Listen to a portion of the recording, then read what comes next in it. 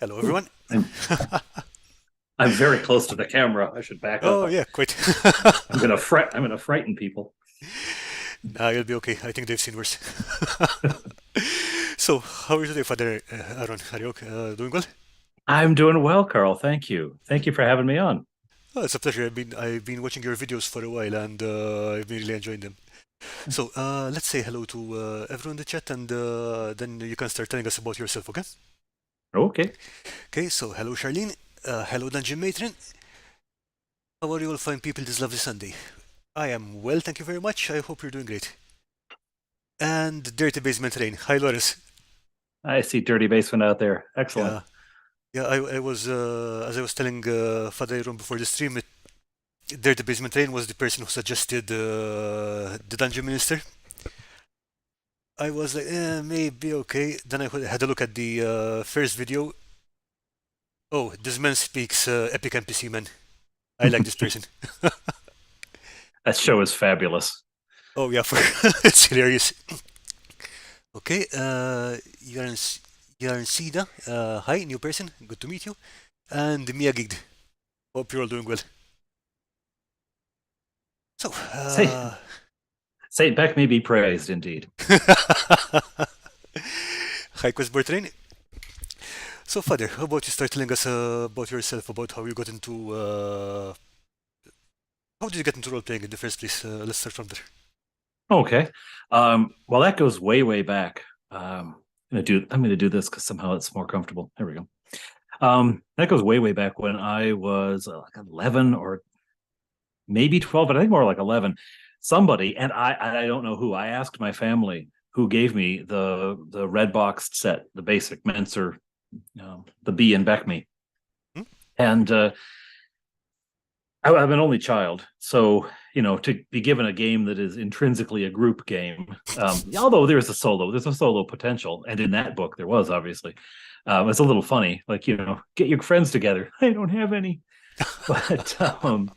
But I played that first adventure, and like everyone, railed against Bargle and wept for Alina. Um, I named my fighter Krang, which I think probably 90% of us did, right? Like Krang from the Ninja Turtles? This is pre Ninja Turtles. I'm Oh, older than oh, that, oh. so I guess Ninja Turtles probably existed as a black and white comic book back then, but not as a show, certainly.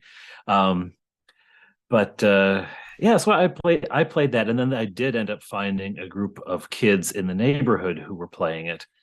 Um, they were all older than me, so I was sort of, I was tolerated. I'll put it. And I played for a little while with them, but not too long, and we went all over the place all the time. Um, and so I lost touch with it for a while. And then in high school, I had a group of friends, and for my birthday one year, we rented a VCR. This should give you an idea of the timeline here. Okay. Rented a VCR and the movie Critters and watched that and then I said, I've got this game. When you guys come over, would you like to play this game? Is it Dungeons and Dragons? And people had heard of it by then. It was around, and I said, yeah, sure. We'll play that. So I'd gotten an adventure ready. We played it after the movie or whatever, and they had a blast. And so I said, well, I could do another adventure. They said, yeah, yeah, we'll eat more pizza. We'll eat more popcorn. You do that. So I quick did another adventure up, and we played that, and they liked it. And then I did a third one, and by this time it's 1, 2, 3 in the morning. I don't know what time it was. Yeah, that So must the have been pretty quality, draining. yeah, I mean, it was the quality though of the adventures were going down. And by the third one, they were like, and they were tired, so it was like, hmm. But they still afterward wanted to keep playing. So we started up a campaign. We had a thief named Zephyr. I finally figured out. I finally remembered what the thief's name was. The thief was named Zephyr. A cleric named Zeno, and a thief named Morpheus. Okay. All of the names were given by one of the group who was a comic books aficionado. You might be able to tell. Yeah, yeah, And it would have. yeah, They ring a bell. yeah, he named them all. The other kids were like, yeah, okay, whatever. And we played for, I don't know, a year or two maybe, and I kind of figured out how to be a DM in the process because of course I'd never done that before. And we played for a while. We got to the point where the fighter had a castle, and the cleric decided he'd open a monastery or something like that. I can't remember exactly how it went. I think the thief just lived at the cleric's place. He never bothered with the thieves guild. Um, and we were in upper expert into lower companion book when we graduated essentially, and we went different ways. So that group broke down. Briefly, I played vampire in university. The summer between high school and university, I went to Gen Con when it was in Milwaukee. Still in Milwaukee back then, and I found this brand new game. Like, it looked like it had been amateur published. The binding cracked when you opened it up, the glue fell apart. It was really a shoddy production, but the content was good. Of vampire, and I started playing that in university with some friends. We played a few sessions. Yeah, It wasn't that's really huge. when I go to the World of Darkness games, they had already gone mass market, with the proper hardcovers and stuff like that. So it must have been a bit Yeah, earlier. this was paperback. It honestly looked like they'd done it in someone's garage. Like someone said, "Hey, I've got an old binding machine. I could put those together for you." It was what it looked like. Yeah, I mean, But a few of those indie games were very interesting. A lot of them never got anywhere, but there were some interesting ideas. yeah, Uh, well, Dungeons and Dragons was put together. Like Gary was yeah, yeah. stapling it himself. Yes, exactly. Yeah. Jay Camber in the chat is complimenting your wizardly goatee. Oh, bless you, bless you. Pizza is a must. Yeah, it's starting to cover up the collar. Actually, you just Oh have yeah. to trust me that I'm a priest. I could do this, and I could pass. I'm not a priest. I'm goth. Yeah. So that was my beginning, and then the university group, we stopped playing vampire. We started dating women and things like that instead of hanging around with each other. Um, but it wasn't until the thing is, I kept all of my old books, all the old BECMI, and I had accumulated some modules. I keep saying I never had any modules. I did have them. I didn't really use them. I would mine them for ideas and strip out. Sometimes they'd introduce a special monster. I'd strip the monsters out of them. But I actually end up, I had a few of them when I look at it, but I kept this whole big pile of stuff. And well into my 20s, even 30s, I want to say, when finally, having moved it 8 times, 9 times in between, I decided that's enough. I think I need to get rid of this stuff. Stupid. And I sold it all on eBay to somebody in Germany. So someone in Germany, bought all of this for a real cut rate. I can't believe how cheap it went. And so I lost it all. And the only thing I hung on to was a couple of miniatures. Oddly, because I was an atheist at the time, I hung on to a miniature of a cleric. Okay. Don't know why. Only miniature I kept. And my dice. And my dice I kept. But everything else went. And so much, much later, as in just a couple of years ago, my boys at bedtime were asking, they got into a jag of asking, well, what did you play with when you were my age?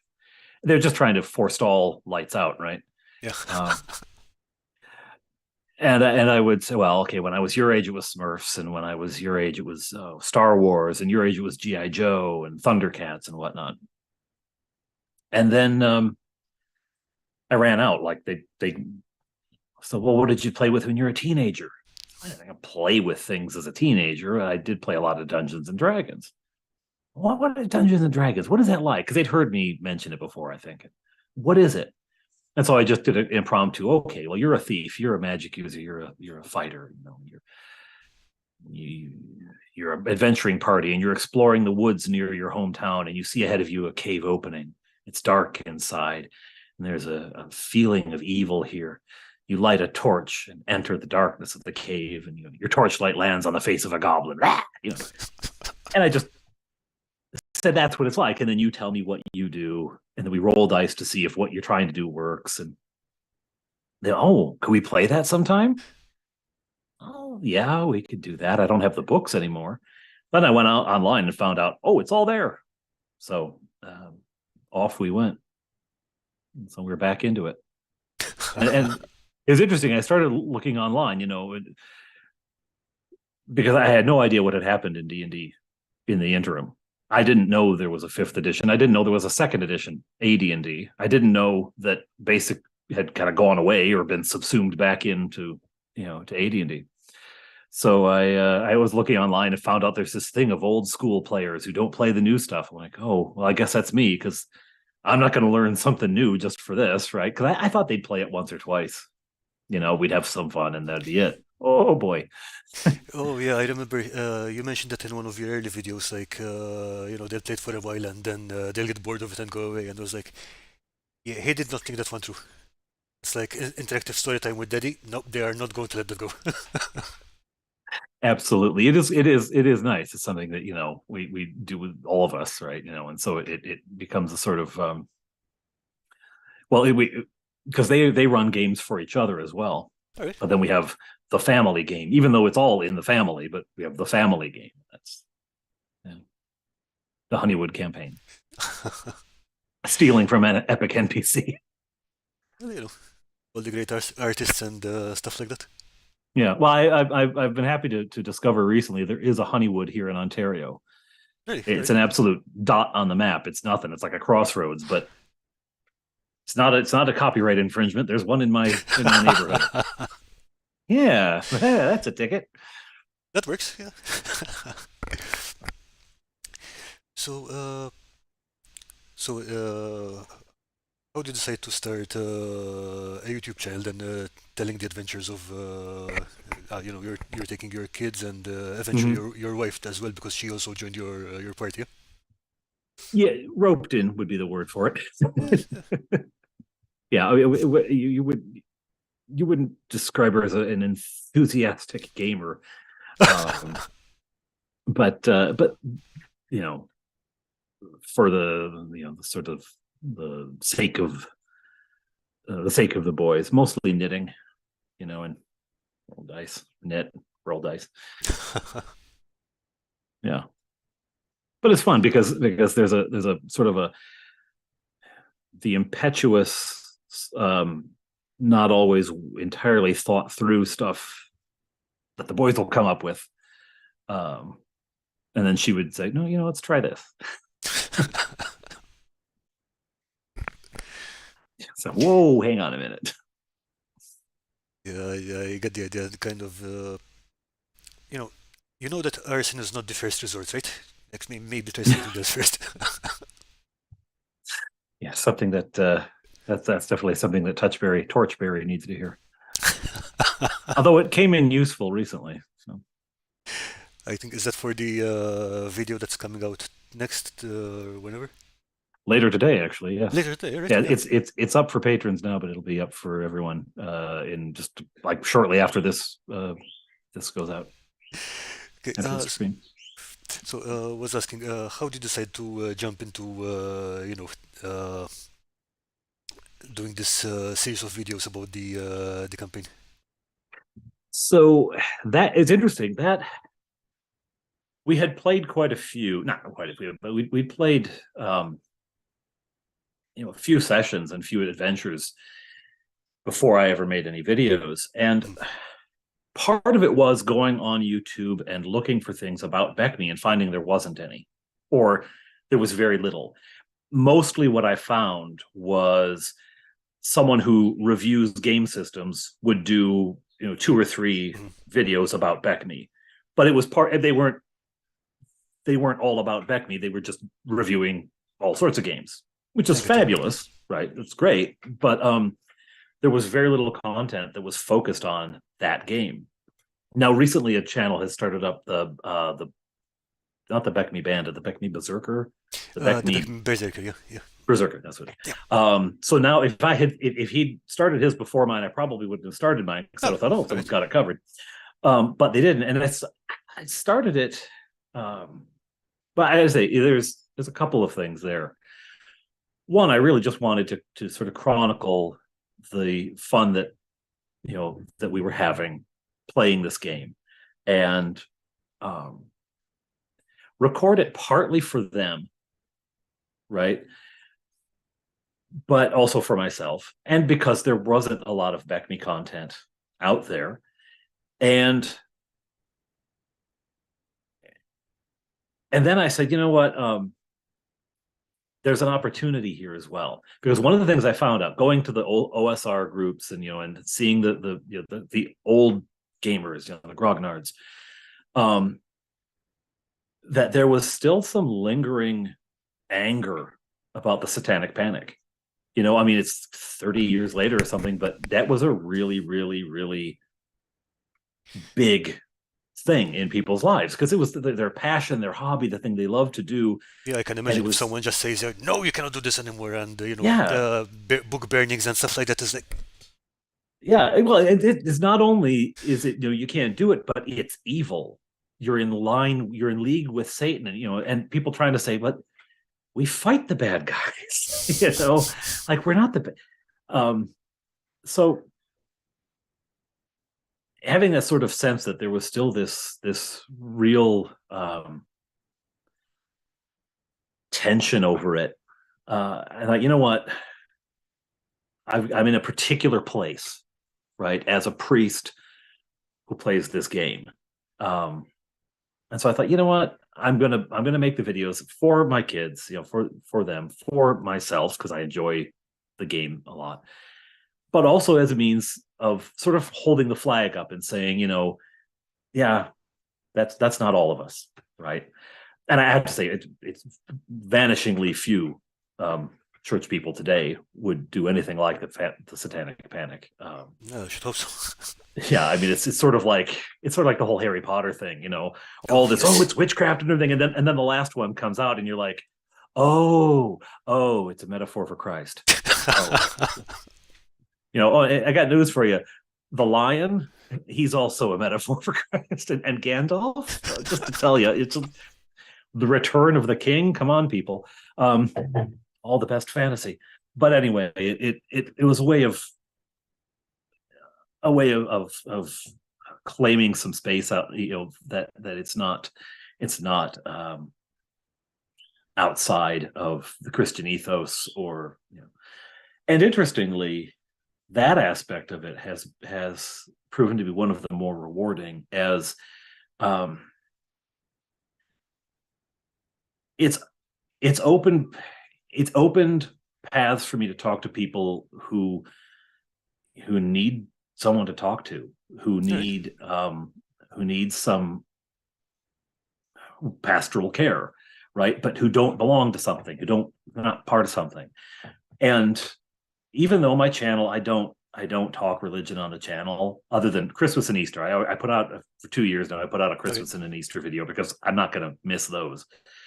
But still, in all, I make every video with a collar on, right? And so I'm visible in a community that might not otherwise be looking at anyone with a collar on. True, fair point. I mean, again, like I mentioned, when Lawrence had originally suggested that I take a look to your channel and maybe have you on the stream, I was like, I don't know, like, as a priest, but again, thinking about it, it's like having a shared hobby, a shared interest, whatever, just lets you talk to people you would otherwise. But let's be fair, you're on the other side of the world. I don't know what else we could possibly talk about, but here we are having a conversation. Yes. Well, and that's part of it, right? It's like, the people who play Dungeons and Dragons aren't, weirdos in some sort of other world, and Christians aren't weirdos in some other world, right? And the Venn diagram has turned out to have much more overlap than I thought it would. The number of clergy DMs making videos is actually pretty high. Seriously? Right. Yeah. I thought it was a set of one. I don't know.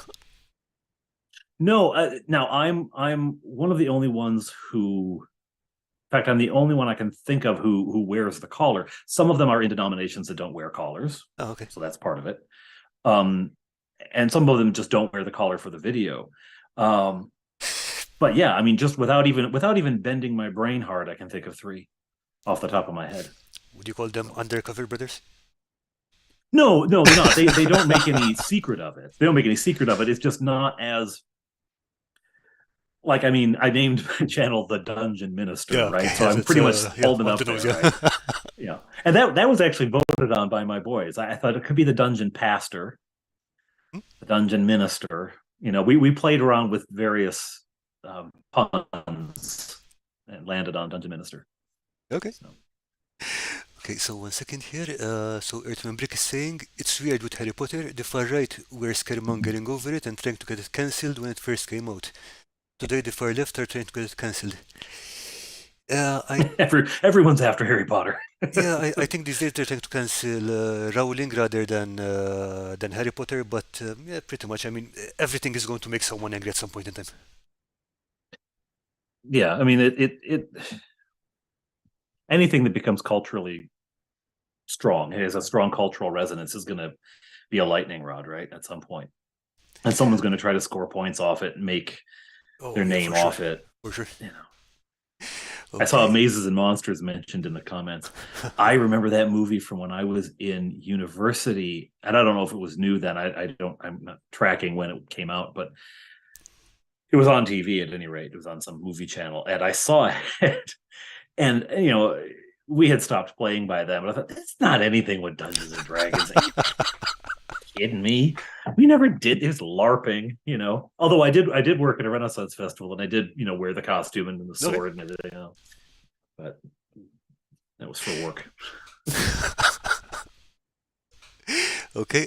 So Dungeon Matron is saying I use D&D as a tool to teach my kids social skills. Oh, that's interesting. Yeah, yeah. You get teamwork, you know, because especially in old school ones where the magic user can do wonderful things and then is helpless. You know, right? The fighter is really tough, but as soon as there's a spell cast, I mean, the saving throw for a spell for a fighter is like 16, right? So, you know, they're charmed like that. Um, there's there's a real need to rely on each other to balance each other out, and you don't have all the skills, right? The thief can't charge into the middle of a crowd of orcs, but he can lob arrows in from the side and pick the locks and, you know, all the other stuff. So there's this teamwork element, and there, you know, there also is, I think I mentioned in one of my videos, there's a notion of good and evil, right? Yeah. There are things in the world that need to be fought that are just evil, they're just wrong. And you know, the world's become very sort of relativist in the last couple of decades, but there are some things that aren't relative. There are some things that are just wrong and they need to be fought, right? And so you get there are good, there's chaos and there's law, right? Mm-hmm. And they're at odds, right? It's interesting that you mentioned teamwork because thinking about it, one of the things that changed in the later editions is that individual characters are a lot more powerful and Mm-hmm. kind of the focus kind of shifting from the team doing something and hey, everyone is a star and everyone is awesome in their special way, but everyone needs a spotlight. It's not the whole team doing something. Yeah, yeah. The when because my eldest plays fifth edition down at the friendly local game shop, because that's what they play there, right? And so if you're going to go join the group, that's what you're playing in. Yep. So he's got a bunch of the books and that kind of. So they actually all have a bunch of books, both old and new school. When he told me that barbarians, if they choose the right path, barbarians can cast spells, I was like, yeah, it's just because the barbarian was like he was the meat tank, right? You Yeah, know, pretty much. I mean, axe chop. I am not up to date on fifth edition, but I wasn't aware of that. So like, okay. So yeah, it was like, wow, how does that work in a world where like the magic user can wear armor and use a sword? Why do you need that? Well, it's not that game's not my jam. I don't have a big hate on for it, but it's It's not my a thing. different cup of tea. Yeah, yeah. I think it is. I mean, a significantly different game than than the old Menser Basic. It's it shares a name, and there's a few characteristics that are the same. I can't find a comfortable spot for this headset. There's a few characteristics that are the same, but it's a very different game. So, did you find any difficulties in or anything that you have to do differently when you're running games for children rather than adults or teenagers and so on? Yeah, yeah. For one thing, I mean, this is part of it is kids, and part of it is my own kids, and part of it is siblings. Hmm? Because we've also recently started up a game in the parish for all Ah, sorts yeah, of you kids. started a small club or something, if I remember correctly. Yeah, yeah. And Ah, my, nice. my kids play in it, but so do some other kids. A character failing in that group is easier to swallow than one here at the home table.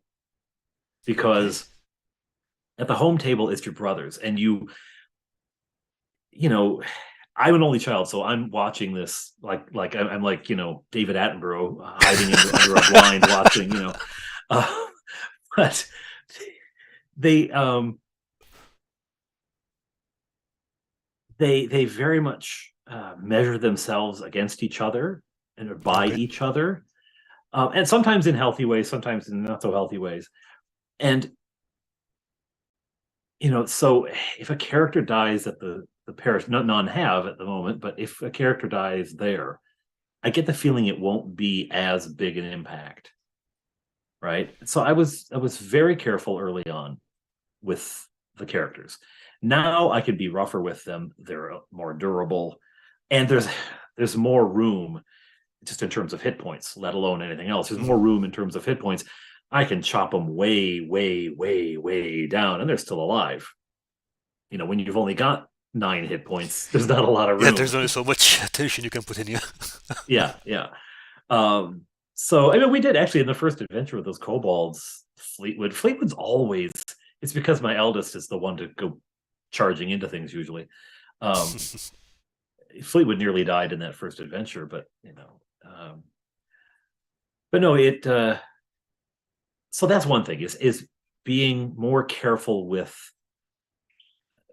character death, but also just attention spans. I mean, the when we started, it was 11 and 9 and 6, Okay. right? Or yeah, because of the time of year. But now it's 13 and 10 and 8, because again, the time of year we've had more birthdays in there. But uh, so especially when we started, the attention span was just not there. So unless things were fast, right? I got you. Our table is not one of those where you very carefully go through the combat and okay, in this round I'm doing this, and let's measure the angle and let's figure out the vector for the arrow, and which can be a lot of fun with a group of adults playing it, right? Serious minded, a group that's had maybe some military experience at the table or something, or just some life experience or just an obsession around things military, can really plan those things out and get into those gritty little details. Combat at my table is fast. Like, there's that old joke that D&D is a game where a 3-day journey takes 3 minutes and 30 seconds of combat takes 3 hours, right? Yep. um Not at this table, because the combat is almost as fast as it would be. The only thing that slows it down is the necessity to do everyone one at a time. But it's kept very quick. Yeah, I'm guessing you Um, don't have a situation where someone just spends 10 minutes just thinking, figuring out what they're going to do next. no, no. That's never been a problem. They have 6 ideas before I've even finished telling them what monster they're fighting. I don't even get the whole word goblin out. They know what they're going to do, right? Okay, that's fair. That's So fair. that's one thing, is the attention span keeping going. And part of the attention span has been the use of terrain and miniatures. When I was a teenager, we never used them. I collected miniatures. I had my dresser. It's a big dresser just covered in little, metal miniatures. I never painted them because I was afraid I'd ruin them, and I probably would have at that point. They're I'm metal. I still mean, you not a can great just painter. dip them in paint stripper and they're fresh again. It's like, You could, yeah, yeah.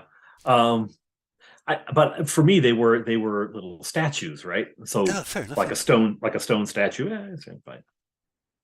I don't know. I think now my wife was saying the other night, um, I think as my eldest was talking about, he just had a birthday, and for his birthday, his Mhm. brothers got him a huge package of 20 sets of dice. Ooh, whoa. Okay, Oh, that's a lot it's of like dice. 140 dice. Huge. It was like a pillow. Um, and my wife said, "So you're finally you have all the dice you need?" And he said, "Oh no, I'm going to keep collecting."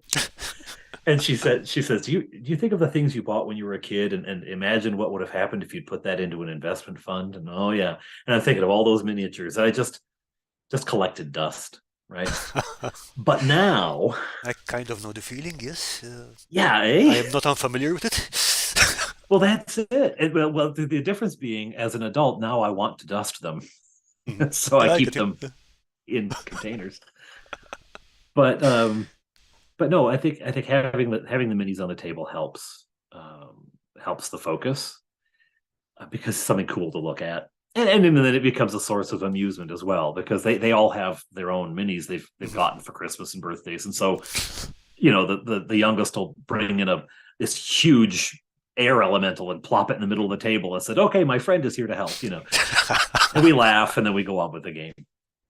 Um, so that helps, and the terrain helps capture their attention and imagination, right? It gives them it's the same reason that kids play with toys. They don't just sit around thinking of fun scenarios. They get little figures and they play with them, right? Yeah. So it does help uh, keep the attention at the table. So I would say those it's a long answer to your question. Um, sensitivity to how they measure themselves against each other, and it's not fair. My brother's character got this. My brother's character didn't die. My Oh, okay. so so that I've never been terribly worried about the level of like the horror element, skeletons and zombies and stuff. They're they're well versed in some pretty advanced fiction. I mean, we've read Lord of the Rings and The Hobbit. We're reading Dragonlance All now. right. They've had enough experience with. I mean, and even beyond the fantasy genre. I mean, we read Mysterious Island. We read, which is kind of fantasy genre. We read 20. No, we didn't do 20,000 Leagues Into the Sea. Um, did we read Treasure Island? Yeah, I think we did. Um, we've read classic literature where All right. awful things happen Yeah. on the regular. So they're not. That's not a concern. But the sensitivity just to where they are as children, especially because I've got the range, right? The 13-year-old is one thing, the 10-year-old another, the 8-year-old, he's getting there to the point where I don't have to be quite so careful. But then the focus of attention, the keeping them engaged, so the game being quicker and the minis I and get you. terrain really help. It really grabs their notice. And I enjoy it too. Yeah, I'm sure I've seen Enjoy that it. you started, experimenting with more things now. But Yeah, 1 second, just for everyone in the chat, I'm going to drop the link to the community showcase. So if anyone wants to drop some pictures in there, we're going to look at them later. excellent. So speaking of terrain, I realized that you have to do some stealth crafting between sessions because Yes. your players live in the house, so they can't really see what's coming up next. Yeah. Yeah, you don't. There's a certain element of surprise you want, right? I mean, some things like when I was making dungeon tiles, whatever, because um, you don't see what it's going to be until you assemble them on the table, right? Exactly. But I have done things in terrain where I wanted it to be a surprise. I wanted them to come across something and not know what's coming. Mhm. And so yeah, you house full of kids. So I'm at work all day. all day, but I go to work and I already record my videos on my lunch hour, right? It would be stretching it to start Oh yeah, crafting at for my sure. desk. You know? So I do it here at the kitchen table, but I have to wait till they're in bed.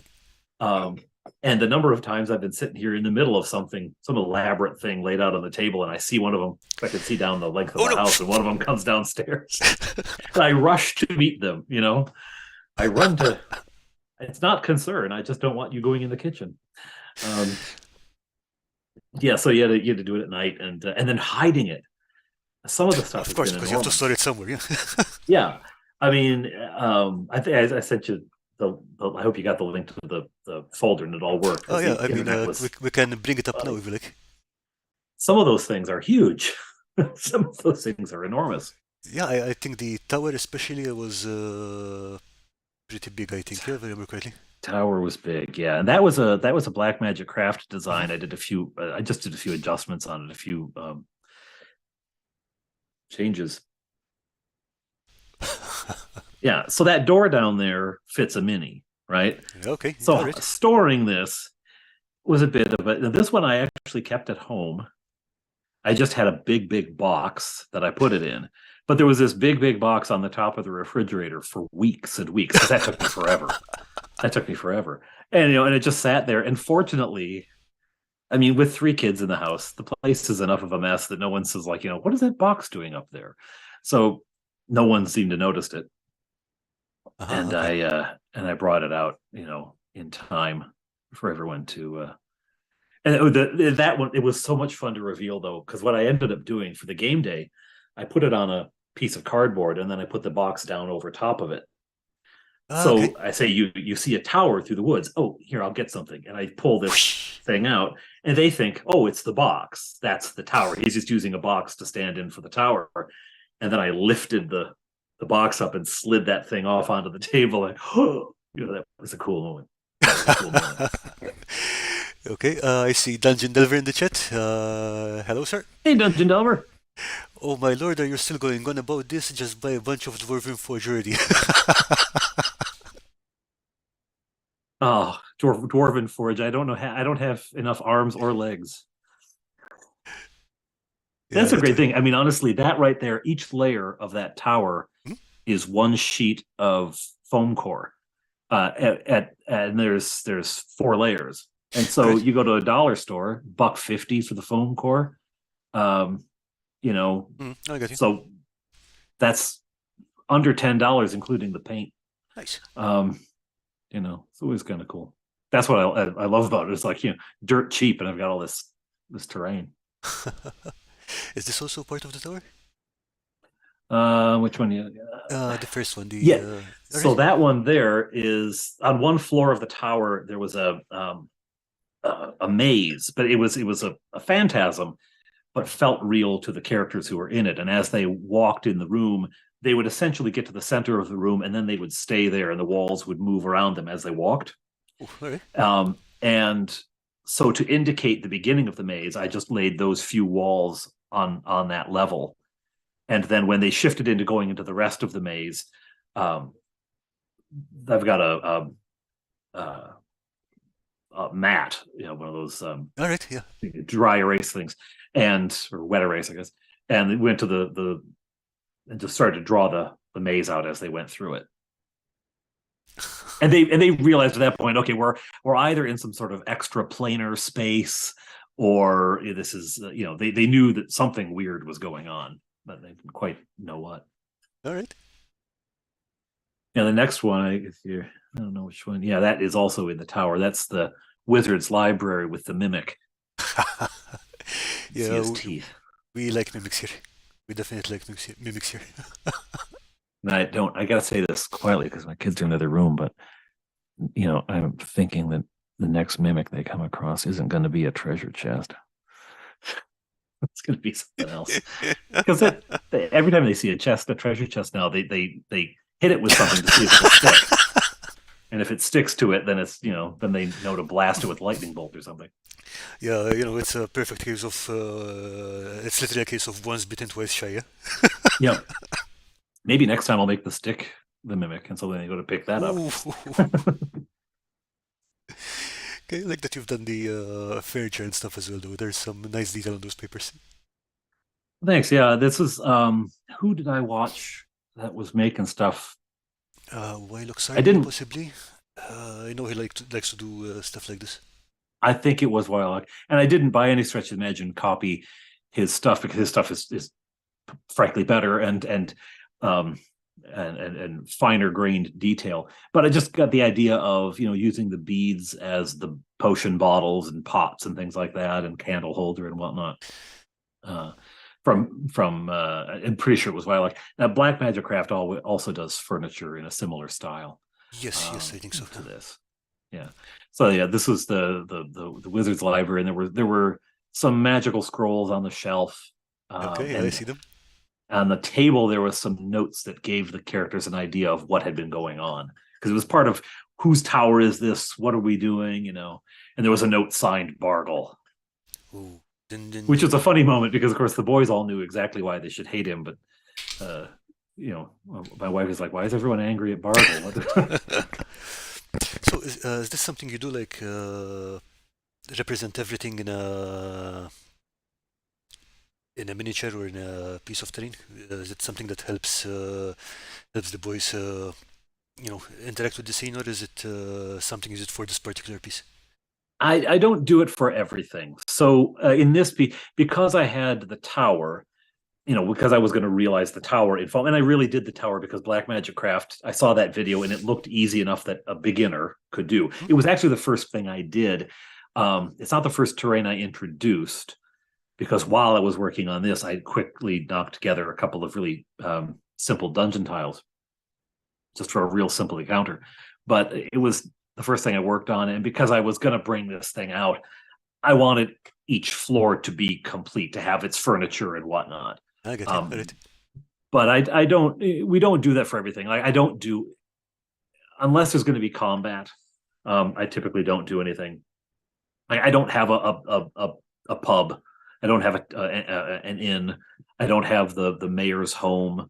Mhm. I don't have Sulix's tower. I don't have Sir Trevor's home, because although it's Sir Trevor, we did have fights in Sir Trevor's home at one point when the werewolves had invaded. Unless there's going to be combat, I don't bother with it, and we don't do miniatures for everything either.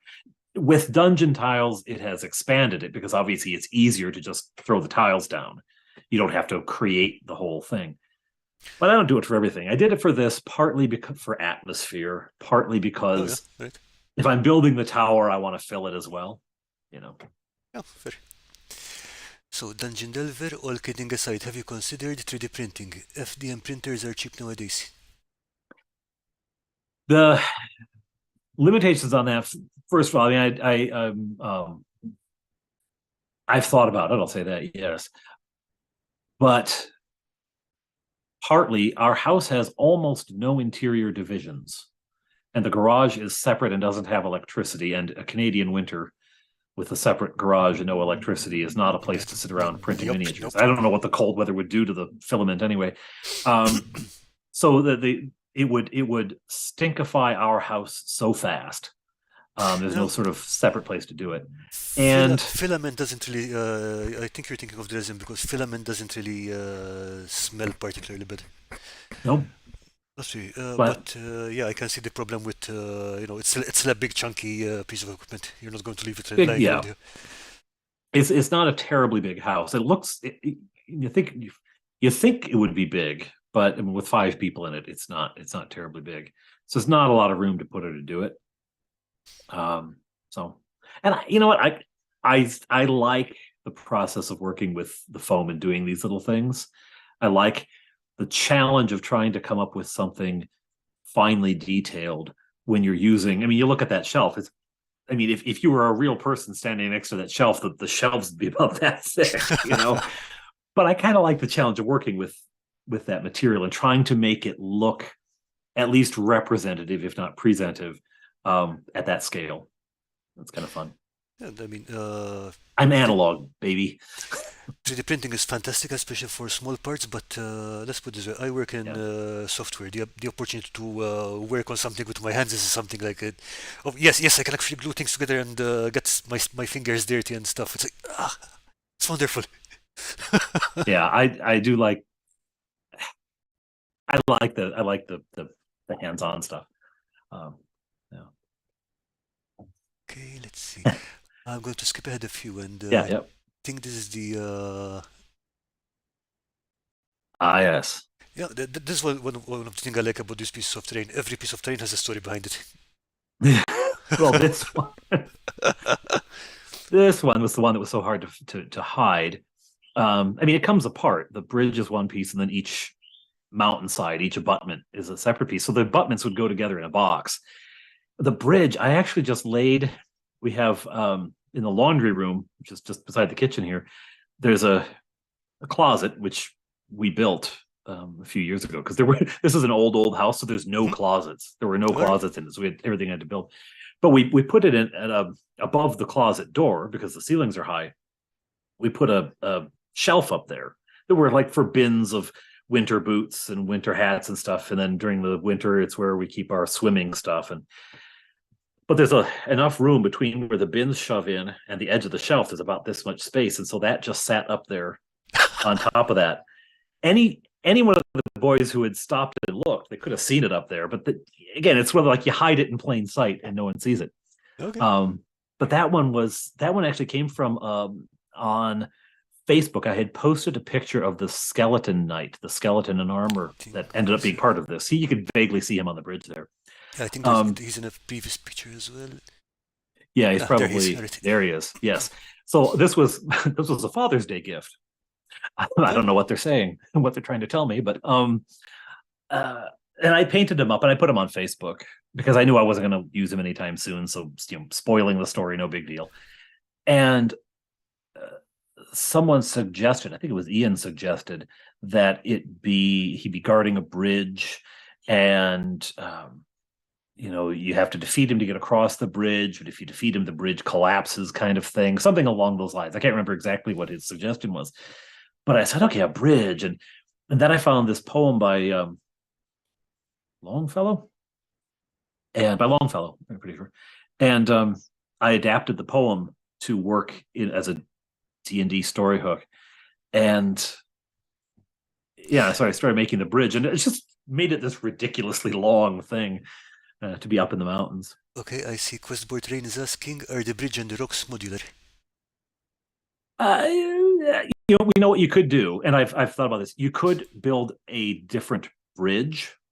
You could take that bridge out, and then you could put a smaller, less kind of insane looking bridge. It doesn't show up terribly well in the pictures, but along the top edge of it is all kind of reddish, as if the blood of previous victims has run down in the rain, has run down off of the I think you boards, can see and it a little in this picture, just over there on you the go. sides here. Yeah. Yeah, like the blood of previous victims has gone down the edges of the rocks, and the blood from the initial, because there was an initial fight up here where the skeleton was defending against the mad the mad in terms of angry king who was pursuing him. So there's a whole, but so you could take that piece out and put a shorter one. Now one side of the bridge is higher than the other; it goes up as it goes across, so you'd have to account for that. And that's one thing. Modular is something that I aspire to and wish I had done. I wish I could retrofit more modular into what I'm doing, because this is, I mean, aside from being able to take the bridge out and put something else in, yeah, it's not terribly modular. Now, I mean, you could hook it onto any number of things. You could just use one side Hmm? and hook it into something else, right? Oh yeah, for sure. When you take the bridge out, there's a pretty clear raw spot where it doesn't match up. So you'd have to find something to fill that. But yeah, you could use it for something else. I was thinking actually of modeling, of embedding some magnets and then modeling two halves of a bridge, of a broken bridge, that kind of went up in an arc but then crumbled away. Okay, yeah, yeah. And so you could have a space, and so now the challenge is crossing the space and finding a creative way to get across, kind of thing. I did do that once with uh, again with magnets. It was so that the bridge could be removed. So we have like you can either have the whole bridge or a bridge with the it's collapsed or something. Nice. Okay. I saw somebody put something like that. It was either on a Facebook group I'm on or it was on Dirty Basement Terrain's Discord server. Someone that put might a collapsing bridge. have been campaign Terrain. Yeah. I think he showed it to us last week. Yeah, yeah. It looked really cool. Oh yeah. A similar kind of thing you're talking about, where the bridge is whole, but then pieces of it fall. Like when this bridge collapses, I just took the whole thing out, right? Fair Instead enough. of That works. poof. But it would be cooler to have bits hanging on. Yeah. I actually on this I tried to embed magnets just to hold the thing steady when it was on the table. Yeah, because I can imagine that if you're not careful, it kind of can wobble a bit. Yeah. Yeah, well, and it'll angle and it's weird. But I'd forgotten the I'd forgotten that super glue melts foam. Oh, Nearly lost the oops. thing. Fortunately, I put it into the base, not into the bridge piece first, Okay. and saw what was happening. And so, like, well, it ate a big hole in it, but there was plenty of foam to eat. Go ahead. And then I was able to fill that back in, and I'll Okay. take another stab at the magnets later with PVA or something. Uh, that's uh, that's also one thing that is that when you're testing out a new glue, always Yeah, test it out on a new piece of foam because not all super glues will melt foam. very true. I had done it on something else, and it had worked. So I was blithe about this, and then yeah, Yeah, and the opposite happened to me once because I was planning to use some super glue to melt some foam to give it an interesting texture. yeah. I dip it on and it's like, is it doing anything? It it's just sticky. Yeah, Oh well. The best yeah, laid plans of mice and men. Yeah. So let's This see. was a fun one though. Mhm. I mean, and I That was remember the episode. It was really good. It was pretty tense at some points. Yeah. it was well then a literal cliffhanger, right? Because they Hmm. fell down onto the side of the mountain. Okay, and I think this one was one of your more recent experiments. Yeah. Yeah. Oh, good idea, bad idea. Remember the on the Animaniacs, they'd have that good idea, bad idea. Yes. Good idea, crafting your terrain out of foam. Bad idea, using floral foam. And I've been told, someone told me later that there's a dry floral foam and a wet floral foam. And the wet stuff is the stuff you don't want to use because I mean, and my wife pointed this out like, duh. Of course, it's designed to soak up moisture. That's what it does. And so as I'm trying to put on the glue and paint mixture at the Hmm. beginning, it's just soaking in. And then the first, few couple millimeters of layers all soaked, and it just becomes paste. Yeah. And if there's any coverage that needed to be gone over again, if I went over it again, it just pulled all the paste up. And then I had bright green and a lump of paste on the end of my brush. Took forever. And someone So was saying, like you could dunk it in glue, which after the fact, like, yeah, that would have been a better idea. But oh well. how do you end up painting it then? I mean, because Torturously. is it just a question of just keep going and going and going until it takes, or how does it work? Yep. Keep going. And as essentially when the paste gets made and you got the glob, just kind of using the brush to put it back and pack it in place. But it was not, it was a nightmare. And I thought, because you look at this, it's 4 bricks of floral foam. They're not big. It should have been about an hour to get it painted. And the great thing about craft paint is it dries like that. I mean, it just really, Mhm. really quick. And even the glue. So I figured the glue and water and paint mixture would take maybe an hour and a half. The painting would take maybe an hour to do tops, and we could play that day. No, no, Yep. no. I didn't even get around to painting it till much later, after having undergone some therapy and screaming at the moon for a while. But it Yeah, looked okay in the end. yeah, I mean, it looks fine in the end. just I never used this kind of phone booth because people kept telling me, look, it's a a pretty unsafe material to work with, but also because I remember having a lot of this around the house when I was a child, and I Hmm. remember hating the texture when it gets under the fingernails. Yeah, it is. It is kind of the great thing is it is so easy. I mean that pitted look because I was kind of looking for a volcanic channel. That looks like thumbprints. Yeah, it's just my hands, All just right. punching it. My knuckles and my hands. I didn't have to use a tool on it at all. I mean, even at the ends, because what I did is 4 bricks of it. 2 of them have a sort of rounded end on Mhm. it to be the entrance to the pass, right? Um, and so yeah, you can kind of see it there. Um, I didn't have to carve at all. I just crunch, Yeah, that it works. worked really well. But the thing is, anywhere that you crunched it, broke it, exposed any amount of roughness to it, that's where the paste would form. Because I went back later and I glued and painted over the unworked edges, the back sides, just so it wasn't bright green. I get you. And All it right. took paint. It took paint very easily Okay, because it was flat. Right. I see. That makes sense. It Still, was fun. I like the way the paint turned out anyway at the end. Thanks. Thanks. It's your standard, increasingly lighter. Mhm. Throw in an alternate, brown in there just to give it some warmth. Um, Okay, so let's go up at the top. We have some dungeon tiles, well, and is that a chess piece? it's just a chess piece, yeah. For the the center, the spout of the well in the middle, it just means a chess piece.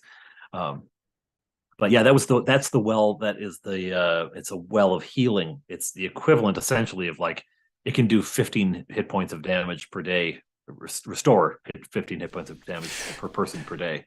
Is that the one? So Is that the one in the dungeon where there's this trap corridor? If you walk one way, you age. If you walk back the other way, you get younger. Is it same yep, done?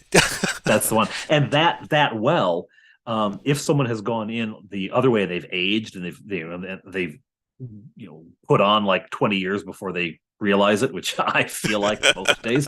But if I think that's the genesis of that corridor is, but if they've done that, they can go to this well and bathe in it, and instead of restoring hit points, it will bring them back to their original age. Okay. The characters never found that out. They didn't need to. They went in the other way and pretty quickly discovered, because they were going so cautiously and carefully because they were afraid of traps, right? That that they quickly discovered. I was thinking like maybe they'll open it up and the dire wolf will be there and they'll chase the dire wolf in and it'll become a puppy or vice versa. I had all sorts of ideas of what might happen, but of course you don't know until you sit Oh down yeah. at the table. You don't know what's going to happen. But yeah, and that's just I mean, and otherwise it's just dungeon tiles. That well took me forever to get around to. Yeah. I put a well in an earlier adventure, and I wanted a well there, but I hadn't made it, and we had to play the game. We'd have to, but we wanted to play the game. I finally made the well, and then I was looking for reasons to use it, so I put wells in 2 of my dungeons in a row just to use it. Well is something that's very sensible to have in a dungeon because, again, I think we've mentioned this before in the stream, but dungeons with, you've got monsters living in there, but they have no source of water, they've got no Yeah. sewer system. We are monsters, Well, they're not savages. and the fun can be if there's 2 groups of monsters and one of them uses the other one's well as their sewer system. Like, at night, the kobolds sneak down to the goblin place and poop in their well, right? And the goblins are all getting sick and they have no idea why. That Here, sounds have like some something water; that, it'll make you feel yeah, better. that's a brilliant idea. Well, the doggish thing, right? You pee on something to claim it as yours. I don't know. Okay, is this another different view? Same furniture or different view? Same furniture, different use. This was when they came across the cabin, the little house in the woods, and there was the paper golem in it. This Oh yeah, I remember those. is um, this must be. Oh, this was the one I took to just use for once the paper golem had formed, and then I digitally inserted the characters fighting it on the screen. Okay. But yeah, that's the where they fought the paper golem, and Torchberry really earned his nickname by burning the whole place down, including some magic scrolls which were on that shelf, Whoops. and Accidents happen. yeah, and some treasure that was upstairs. But oh well. Speaking of, how did they pick their names? Because Bob, Johnny, and Fleetwood sound like uh,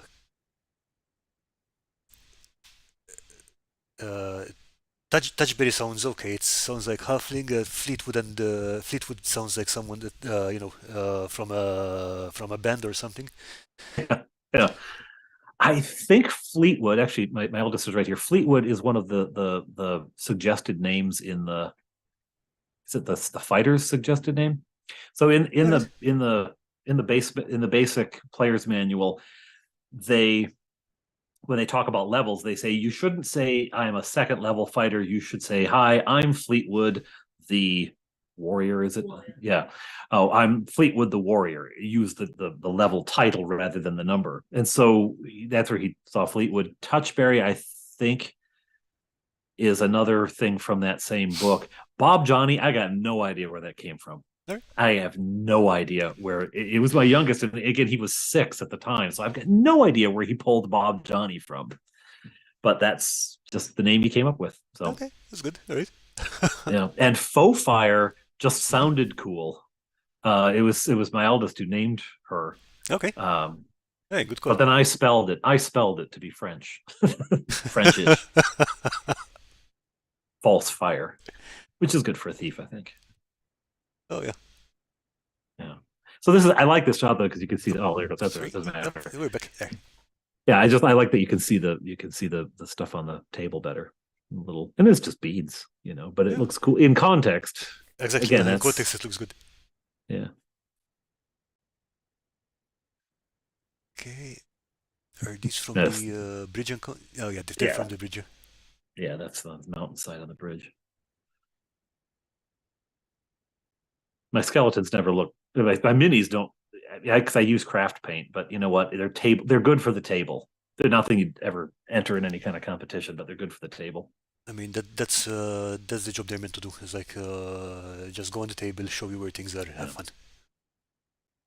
I thought about getting some army painter or Vallejo or something like that. Then I looked at the prices. Like, no, you know what? The $150 store paint is a-okay by me. If you want to go one better than craft paint, what I would suggest is getting artist paint. Oh, yeah. It's uh, it's still much cheaper than miniature paint, but I think it goes. I mean, you get it in these tubes, and so you still got a lot more volume than miniature paint. Right. And for the price, I mean, you get a box this big. It's going to cost you like not sure how much it is in dollars, but it's a fraction of what you would get for what you would pay for a miniature paint set. Cool. All right. I'll give it a look. The donut. Oh yeah. This one seems to be pretty large as well, yeah?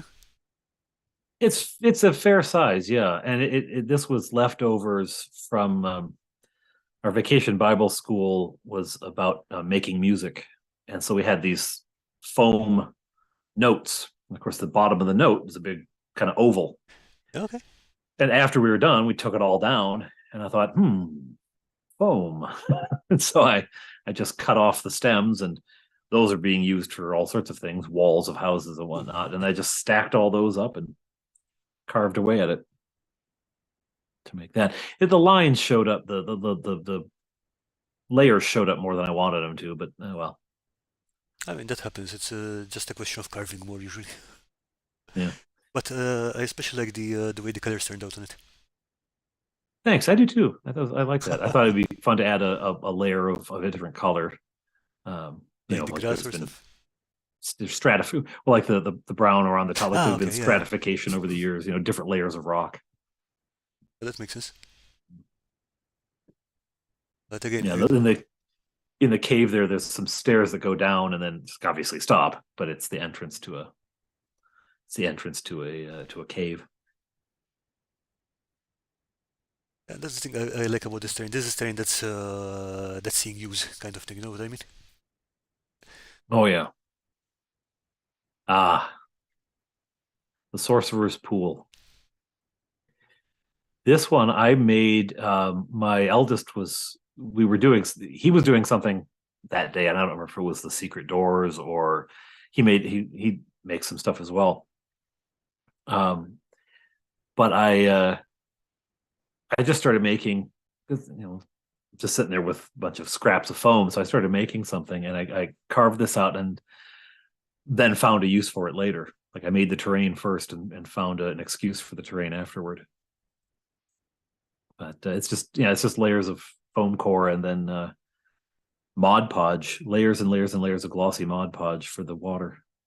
Oh, This okay. is the best angle. This is I, the best angle. I thought you'd use some kind of water effect in there. So that thickness is all little layers of. Whoa, whoa. Yeah, and it's really not that thick. It looks, again, this is the best angle. It looks like a significant depth, at All least from right. this angle. But if you actually hold the piece, it's just a thin coating. But it's probably about 7 coats of glossy Mod Podge, so it That's not that does. much. Yeah, I thought it was deeper than that. Nice. Yeah, no, it just kind of looks it. Yeah, I want to try, a sort of resin water, but my my hesitation is always about, a sort of sunk cost situation where I make the terrain and I spend all the time doing that, and then I destroy it by experimenting with and I could, and people are like, well, just make a junk piece and experiment with that. It's like, but then I But spent all the time making the junk piece. you spend the time making junk piece, and resin and water effects aren't free either. Yeah, it can be from what I understand, it can be very, very persnickety. And I'll tell you the truth. The thing that worries me most about resin pores isn't losing the terrain. Okay, I No. mean the terrain could go, could melt, it could blob over, whatever. What really terrifies me is having a leak in the casing, Yeah. because then you're going to That's have you can say goodbye to the table or the floor or whatever it is. yeah, it's all over your house then. Yeah.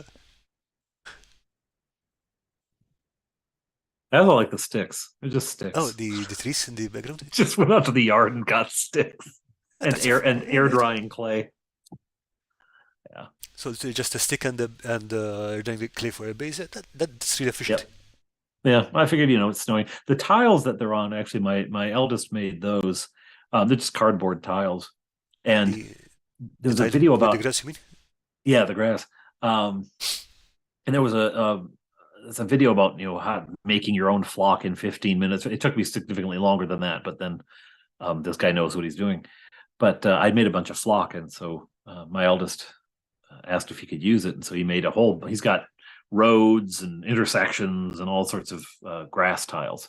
Nice. So anytime you see grass tiles used in any of my stuff, he made them. I mean, Like I added the grass to the mountain and to the, but as for instance, just a tile, that's him. It's always yeah, him.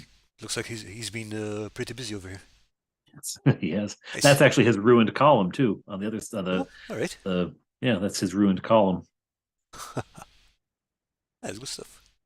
I freely steal his stuff. Yeah.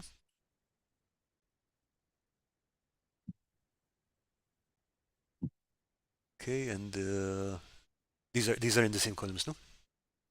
That there's a this it's he modeled his ruined column after those. He made it Ah, on the same design, all but right. he wanted one that was broken. So I had made 4 intact, and then he made a broken one to go with the set so that they could, have some sense of ruins and things like that. Yeah, this was in the second level of the mummy dungeon. It's just full of undead.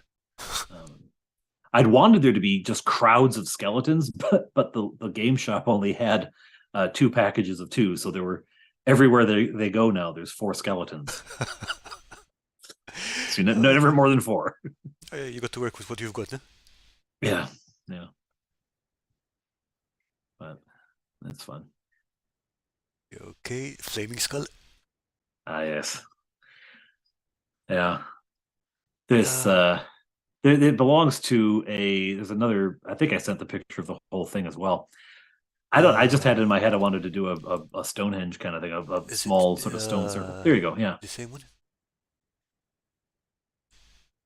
yeah.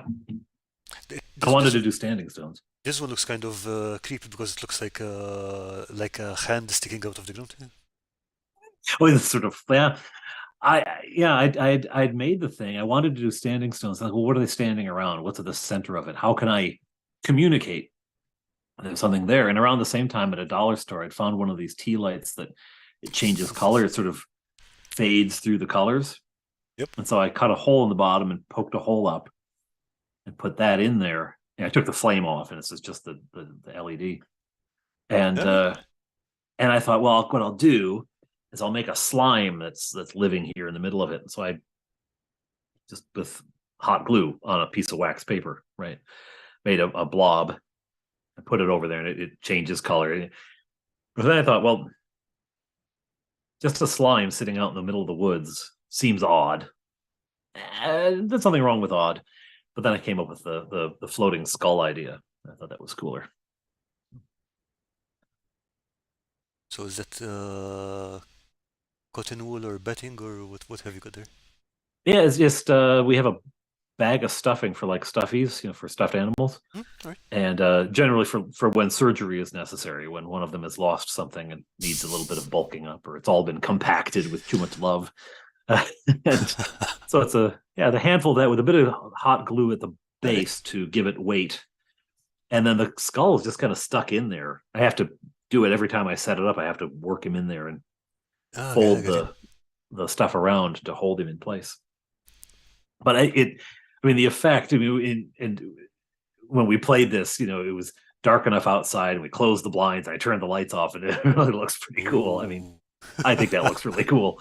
It does, yeah, And definitely. I bought that because the skull was on a skeleton, a little plastic skeleton from the dollar store, Okay. and I had planned to do something that oh, is it Narb? Is it Narb or Knarb makes? I think he pronounces it Narb, I think. Yeah, Narb. He had done something about like a giant skeleton, sort of giant's graveyard kind of thing. Hmm, yeah, okay. And I tried it, and in my first attempt, it was really awful. So I picked all the bone bits out of the drywall compound, that I made the bottom. I just chucked that and kept the bits, and I used the skull here. That's why he's about half a skull or 2/3 of a skull. But he looks creepy. I liked it. Okay, oh, evolution of gaming. How is everyone doing? Doing good, thanks. Hope you're doing great. Let's see. Uh, Dungeon Matron. Uh, just was just a slime out for a stroll. It's just a slime out for a stroll. And Kim is saying, nice to have options to switch. Yeah, well, that's one thing I like, that it did not, rather than building it in, rather than gluing it in place, I left it. And I got that idea of just leaving it empty. Hmm? I mean, maybe other people would find that obvious, but I'm not that clever. As a fellow who doesn't do terrain videos anymore, terrain made easy. British fellow, a lot of fun to watch. I really enjoyed watching it because he was so British and so self-effacing. He'd talk about how, well, this didn't turn out very good, but oh well, there it is, and it's this beautiful piece of terrain. But he had done a sort of it was a raised kind of hill thing, but you could put a portal on it. But then he said, instead of fixing it in place, I'll take it off, and there's magnets involved. Then I can put whatever on there. I can put a portal. I can put a standing stone. I could put Fair enough, yeah. a staircase leading up into the sky. Whatever, he could do whatever. And so I thought, yeah, I'm not gonna put this in place. I'm gonna be able to swap it out so I can do other things in the same spot. But and the skull in the adventure, the skull asks a riddle. When they approach, the skull asks a riddle, and if they get it right, the skull vanishes and the hole beneath him is visible. If they get it wrong, it attacks. They got it right, which is good.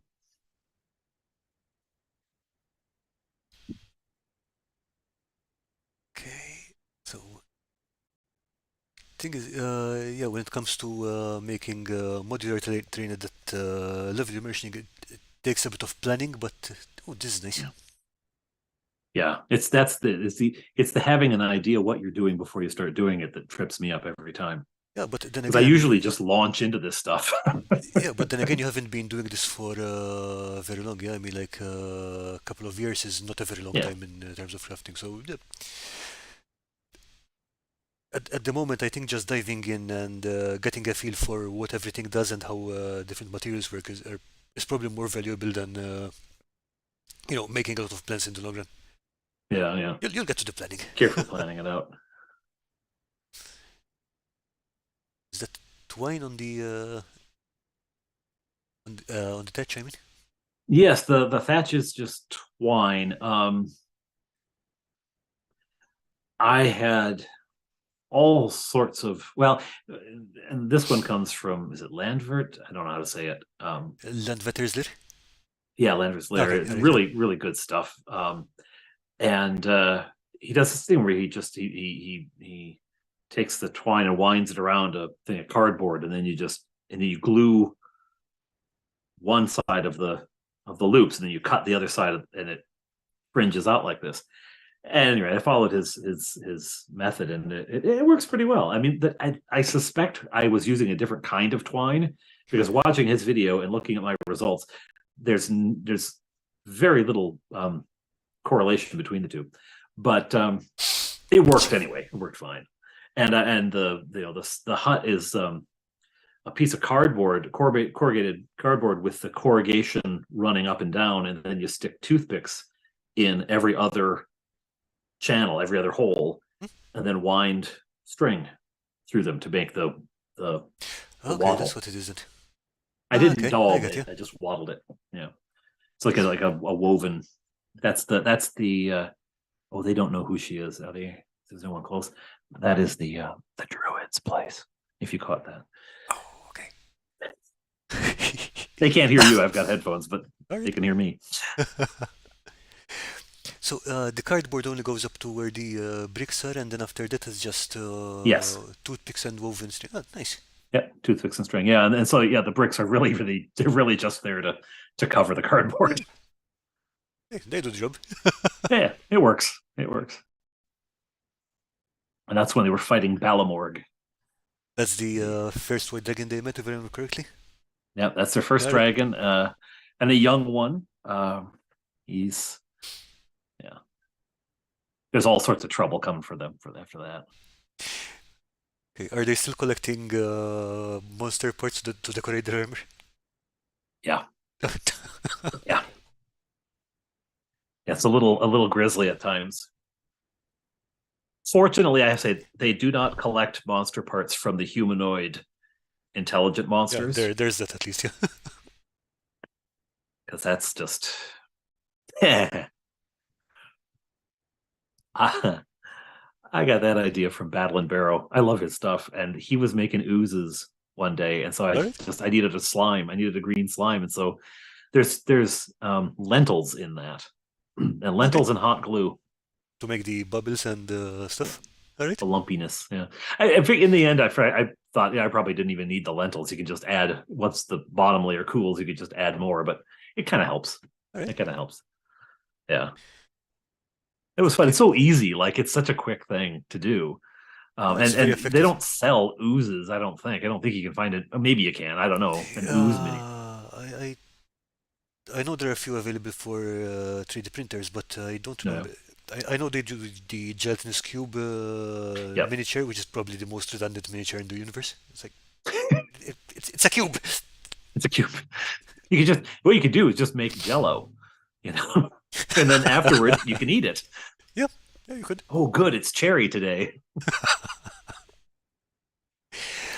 Okay, so campaign terrain is saying terrain made easy, also known as Jay, is a friend. He makes great terrain. I still watch his other channels as well.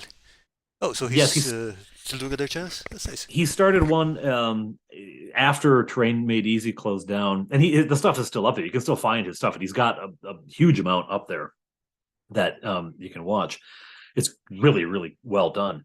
But he started another one. I think it's about Warhammer. Alright. It's a game that I don't know anything about, so I don't. I've subscribed to it because I like him, and I've watched a few, but I don't understand half of what he's talking about because I don't play the game. Um, but for people who do, I'm sure it is very good stuff because he knows what he's talking about. Okay. And Dungeon Mate is saying, I'm struggling with storage for my finished pieces. Oh, Yes. storage is yeah, yeah. I hear you.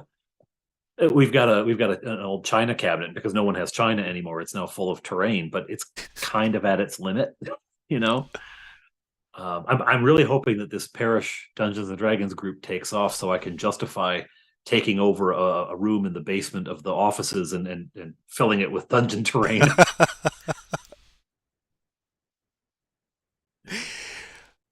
Okay, I believe we've gone through all of these.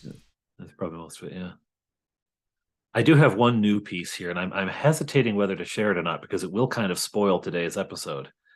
But you know, I think is it something to do with is it something with wheels by any chance? yeah, you may have seen it on. Yeah, I I think you did posted on post. Facebook, I think, or somewhere. Yeah, I posted it on the Facebook group of a terrain making Mhm. Facebook group, figuring that the overlap of my viewers and the people in that is, there'll be a few, there'll be some, but it's been way more than I thought there would be. You So, know, it's the price of success, I'm afraid. Oh, by the way, I think you're up to 1,400 viewers. Congratulations on that. That yeah, was really fast. 1411 when I checked this morning. Although Nice. it's interesting, I think I've noticed I'll go up two, and then later that day they'll go away again. That happens a lot. I think see there's something weird with YouTube, or there's someone who just has a weird hobby of just, yep, I'm going to subscribe and not subscribe again. Unsubscribe, Just to mess unsubscribe. with everything. It's the same two guys every week. They do it just to mess with me. Yeah, yeah.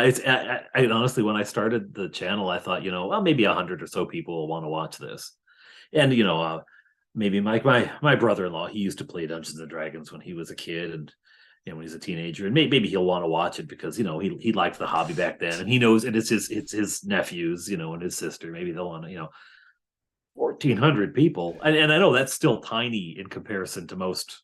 I mean, not most, but a lot of YouTubers are just giants, right? I mean, we talked about Epic NPC Man. I mean, it's three guys who never have to work for anyone else ever Oh yeah, again, pretty right? much. I was watching. I've been watching movie reaction channels. Okay. Um, because there's a whole whack of movies that I want to watch that nobody else in the house is either old enough to watch or interested in watching.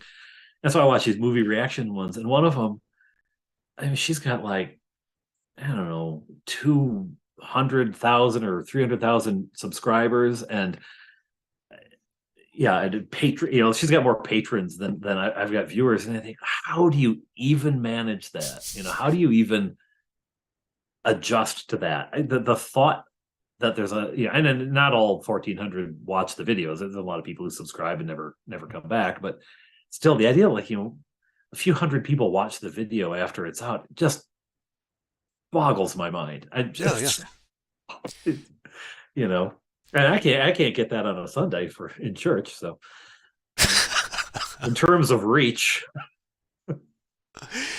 Okay, 1 second. So, Dungeon Matron, Carl, seriously, we need to do an edible terrain challenge. mm. Yeah, we shall take it under advisement. But I might do that, okay, but yeah. Tapioca pudding. Mm-hmm. That's my favorite. Oh well. Okay, but still, I mean, I was surprised at how entertaining your channel was. It's between the delivery and the the little animations you put around it. It was Oh, thank you. the kobolds are hilarious. Yeah, they're fun. They got to come back. They got to come back. My boys are amused by the idea that I have staff. That the kobold run the sound, and then I have a skeleton who tallies up experience points. That just appeared once, and they really liked it. So I got to bring one back. I don't remember that one, but yeah, I'll watch Yeah, out for that. it was in one episode for one thing. It was just like I was talking about tallying things up, and so I found a skeleton working an adding machine GIF. It was a toss away, but they really liked it. Okay, and the thing is that you've got enough material that you've got your own internal memes, which is hilarious. Like, friend. Yes, yes. I mean, that one kills me every time. The charmed bugbear who keeps looking for his charmer, looking for Bob Johnny. I don't know how long I could string that because bugbear, the bugbear's not. At least my bugbears are not terribly intelligent. So the number of saving throws, it won't be like every day he's making a saving throw. Maybe every week he's making a saving throw. He can only fail so many before it becomes ridiculous. But I don't know. The idea of him just wandering the world looking for Bob Johnny, I enjoy it. I enjoy it. Yeah, the being scared by the lizard man, that lasted for a little while. Every time a lizard man would pop up, yeah, somebody on my one of the patrons on my Discord has been making memes of the episodes, Okay. taking shots when something usually a cultural reference or something along those lines that's particularly silly. He'll make memes out of them. Okay, what do you say we jump into the Discord and have a look at what everyone else posted up? Yeah. Sick. I admit I've peaked. Oh. Okay, just a sec, because Discord appears to be stuck. Second.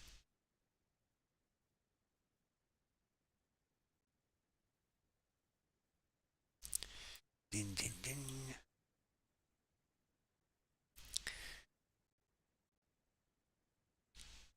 Earthman Brick, I only recently discovered that animals are not intelligent.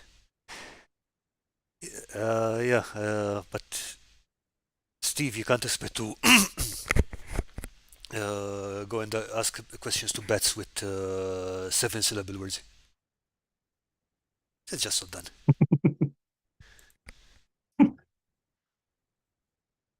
We have a habit of anthropomorphizing animals, and thus imbuing them with an intelligence they don't have. But when they look at you like that, you think, you know what I'm talking about, don't you?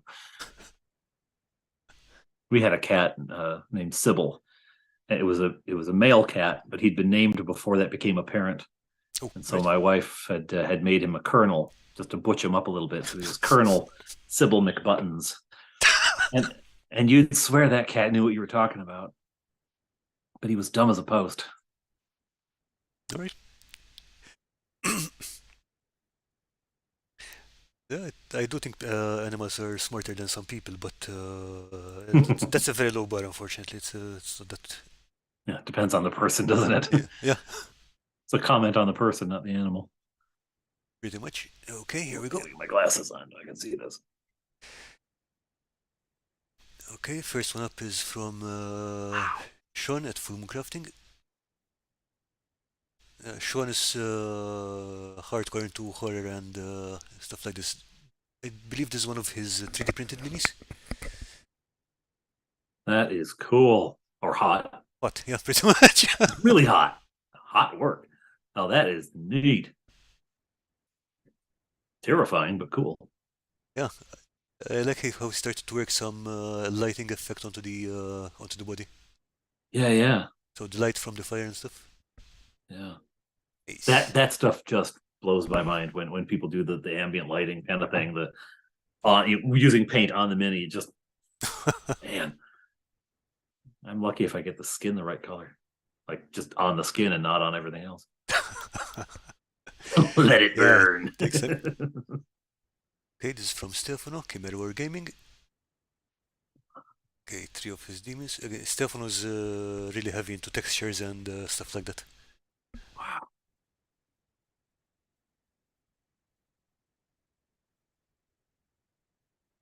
Nice.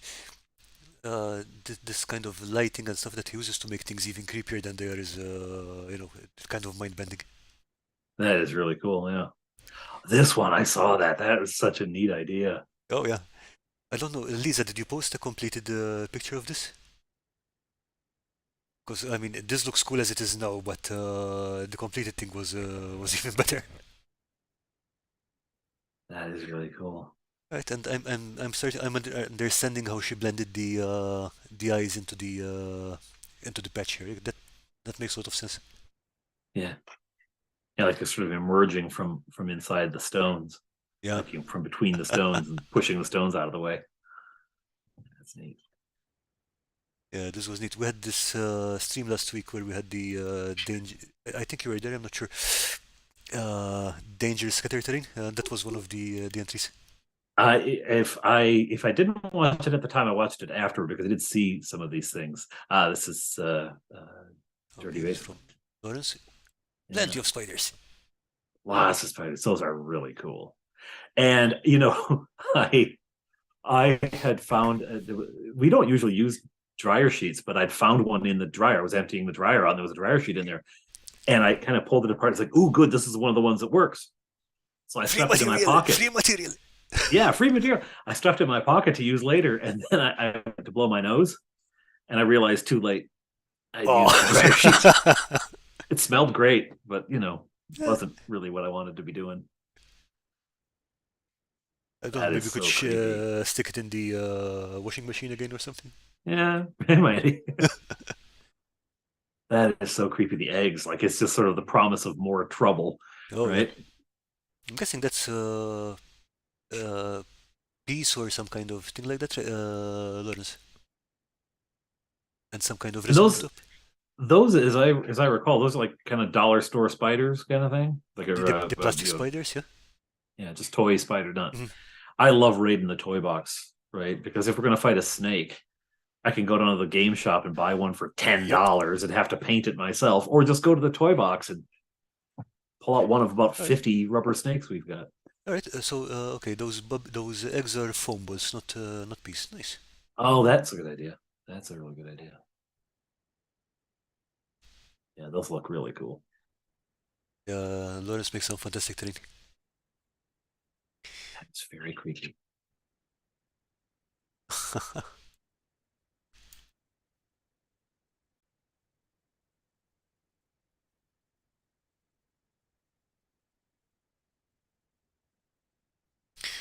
Okay, and those nooses are wire, if I remember from his video. That was also a good idea. Yeah, Saves a lot the of messing around with string. twisting the wires up. Yeah, Okay, this one is from Lil C. nice. Okay, and he's experimenting with Lego windows, which are such a brilliant idea. Yes. Well, the whole pick a brick thing, those websites you can go on and just Mhm. choose because otherwise you'd be buying a castle and then taking the windows out. But you can go on and just buy the pieces. That's Oh really yeah, really yeah it's super convenient. yeah that's really cool. Nice. Okay, and the larger building in the same style. Nice. Now I'm guessing is this modular as well? Can you pop out I the would imagine so because bits? I would imagine so because you see there's I this mean, that's how gap those between the buildings. buildings. Yeah. Yeah, and that's how those buildings would be. They'd be stone on the bottom, and they Mhm. start with a half timber up atop. But it also makes it nicely modular because you could pop that off and add another story in. And Yeah, there's a clear division which where you can hide a seam, but Mhm. this is great work, Chris. That's really cool. Okay, this one's from Earthman Brick. This is a base for one of his miniatures. Oh, cool. Okay, Steven, that was creepy at some point, and now it's like this is definite nightmare fuel. Yeah, it's really like what is he walking on? Is it are we in lava or are we in blood? Yeah, you've got these faces. You've got mouths and eyes and mouths Oh and my eyes. gosh. I didn't spot that. Oh wow. That really is nightmare fuel. Yeah, Cool. That's cool.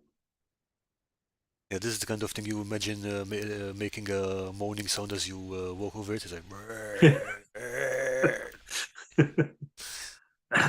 Those aren't fortune cookies. Okay, this from Kim from Quizboard Train. Wow. You've got an owlbear going, Yes. and Love the color scheme on that. yeah, yeah, it's really clean, and the effect of the colors looks really nice. Hmm. And this, I'm not sure what's going on here, but I'm guessing there's going to be some kind of statue. Is that an action figure that's been repurposed? And if so, is it Queen Amidala? It looks like an action figure. I don't know. Is it? I don't know why I'm seeing Natalie Portman. She's short. Maybe that's why. I think it might be a Star Wars action figure, but not. Maybe it's what's her name from the latest trilogy. Ray. Yeah. Yeah. Uh, Can't remember the actor's name, but yeah. I haven't watched the last three yet, so no idea. But yeah, I think that's the one. But this looks interesting. It looks like something that there will be some jumping around to be had. Yeah, yeah, yeah. Yeah, yeah. Chris Bortolini said it's Ray. Yeah. It is Ray. Okay. Okay. Ooh, more from Full Moon Studios. Holy cow. Yeah,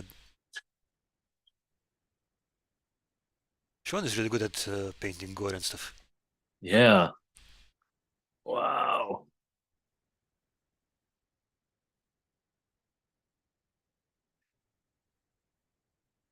Is this like after the flames have died out or something like that? Yeah, they've been there for a while. Though the one Yeah. guy looks happy to be there. The other guy not so much. But the one guy's like, "Yes, I'm rocking this." The texture Yeah, of the burnt wood that here guy's not looks happy. scary. Scary It wood. it look yeah, it looks like it's been burned. It looks like the charred remains, doesn't it? Yeah.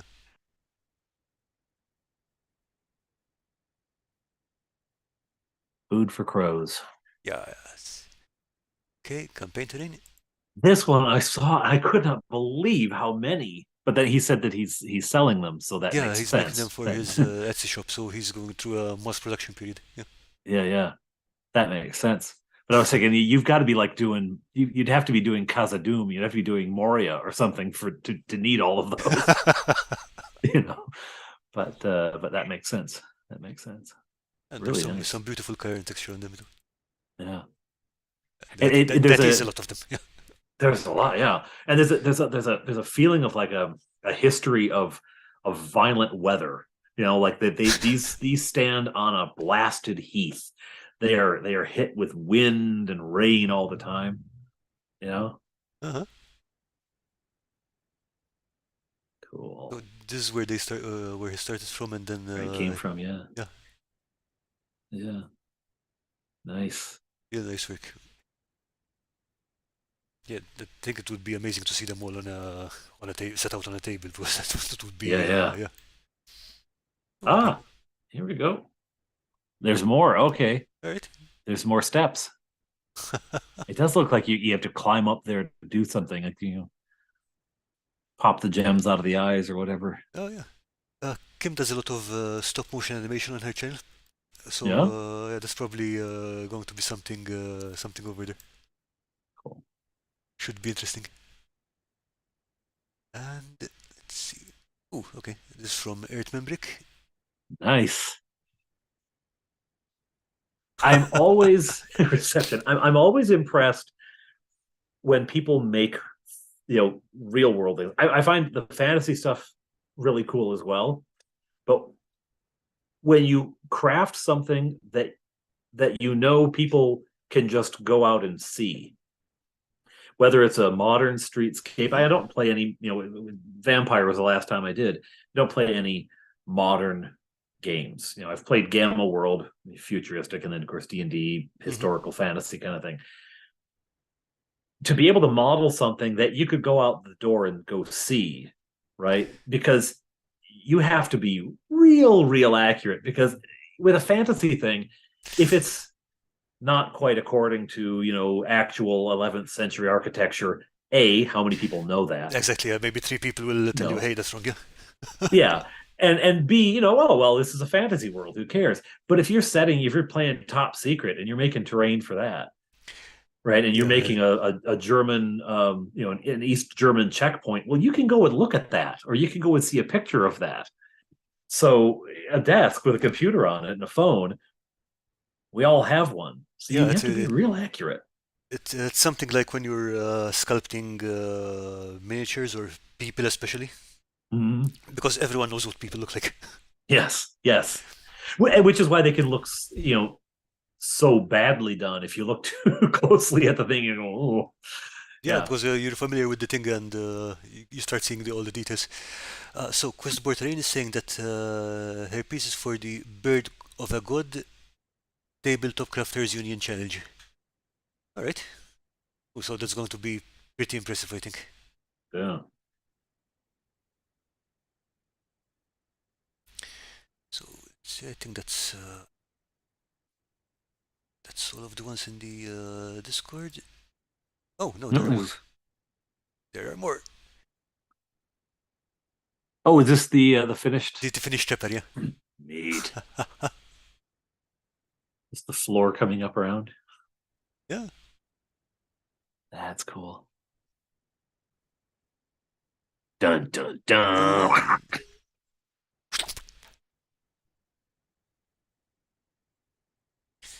Um, this was really unexpected. This design was really unexpected. So yeah, top marks for that. That was very original. Yeah, yeah. That was part of the dangerous terrain one. Yeah. Cool.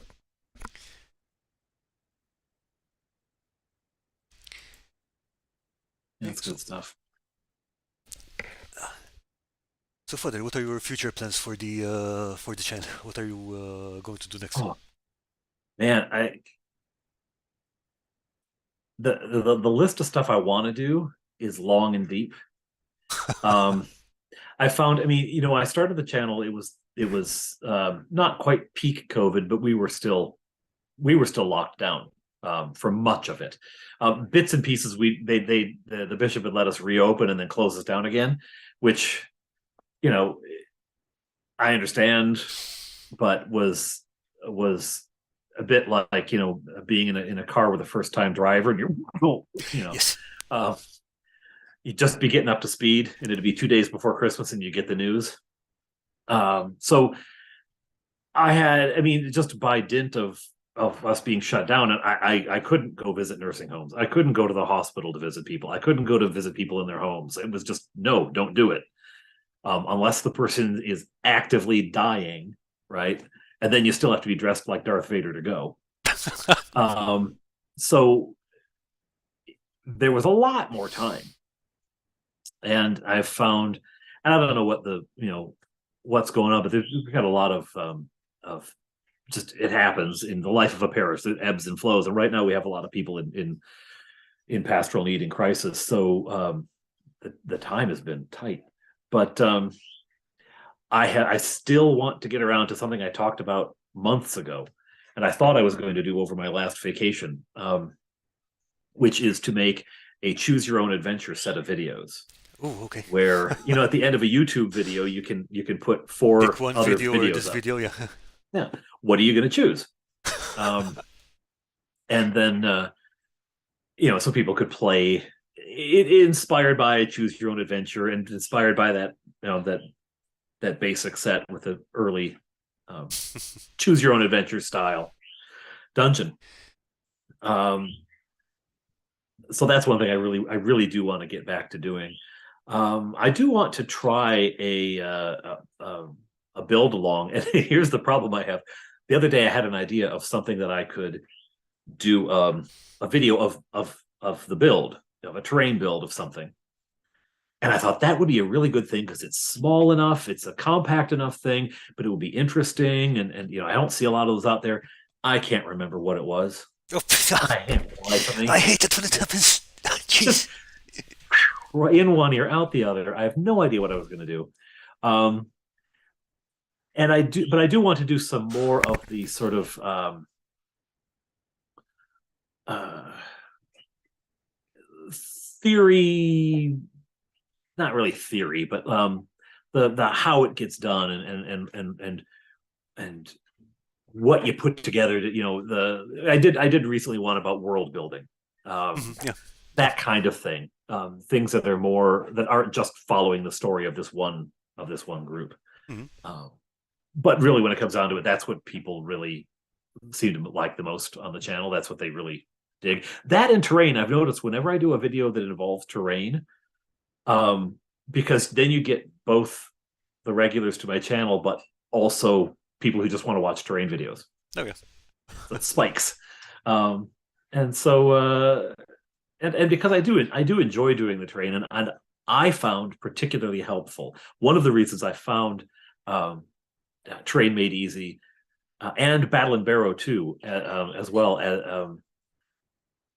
part of the reason I like them so much is that they are so humble about what they're doing, and um, I like all terrain stuff. But you watch Black Magic Craft, and I'm like, I'm never doing that. Yeah, it's I'm like never doing that. you did And what? who's the guy who does everything he does is magnets. He does these little cubes of staircases. I watch him, but I can't remember the name. He's got the eyebrows. He's also British. A lot of terrain being made in Britain. I guess they get stuff they could just look at and build. But I can't think of anyone who uses that many magnets. he's everything he had is modular magnets in everything. Um, anyway, and I'll, as soon as the live stream ends, I'll remember it, and then I'll kick myself. But someone in the chat's probably yelling it at me right now.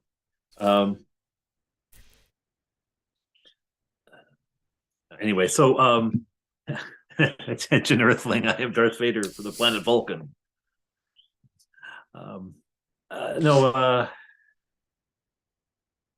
but what part of what I like about some of these channels is them filming the mistake and then undoing it and showing how you fix the mistake. And because then I watch it and I go, oh, I guess I could do that, because they're not showing the perfection, they're showing the flubs, and they're criticizing their own stuff, and I feel at home, as someone who criticizes himself all the time. Yeah, and So the thing with showing mistakes is also that solving a mistake is something that is incredibly useful. Everyone can tell you, hey, look, glue these two things together.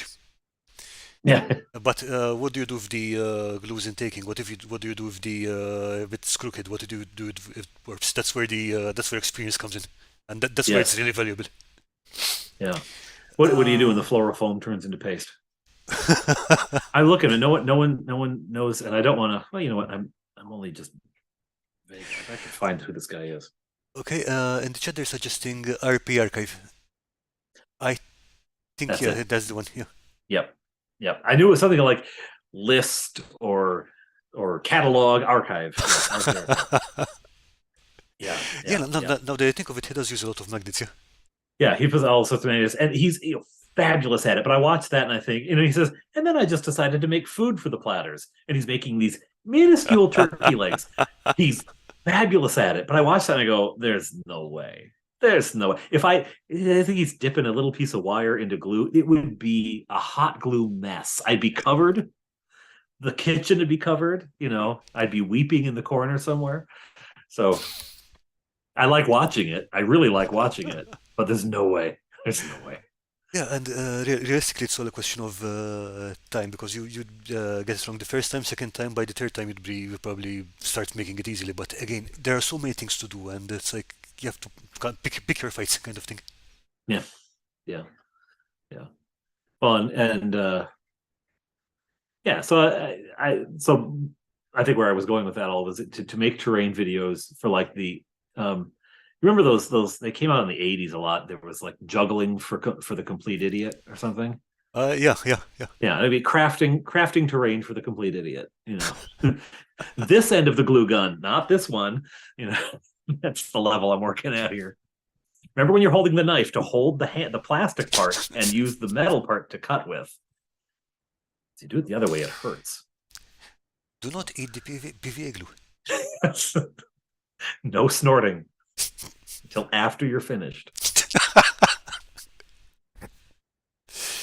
Yeah, I mean, considering the number of times we've burnt ourselves or cut ourselves or accidentally set something on fire or blown something up while crafting, yeah. Yeah, my But that's hand is useful just I advice, had yeah. a something right there, and it's just healed. It's just Right? healed. A little tiny spot now, but yeah, I stabbed myself with the alpha knife. And then, of course, it's late at night, so you can't scream. Yeah. Ugh. Yeah, I've been there.